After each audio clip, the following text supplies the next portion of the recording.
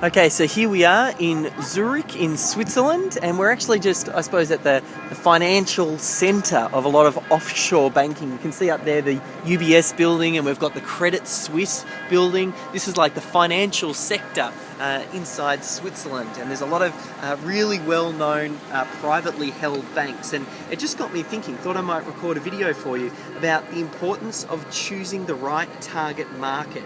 When you're thinking about building a business, one of the first things that you need to do right up front is get really clear on who you're targeting.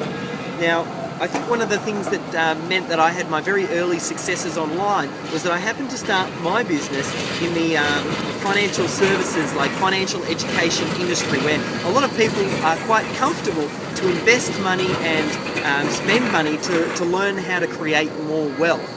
And that really set me up, and I didn't actually realise it until recently when I've started to have a few consults and even some of my early coaching clients as well, where we start to define that target market. And sometimes when they're thinking about it, they're saying, okay, I want to try and target, I had one recently actually, and he was saying, oh, I want to target students, and I want to sell these little ebooks. And I said to him, look, why would you want to target someone who doesn't necessarily have a huge amount of disposable income to market to? Why not make things easy for yourself, make it a little bit more shooting fish in a barrel by choosing a target market where maybe they have a little bit of extra cash that it's easy for them to invest in your products and services.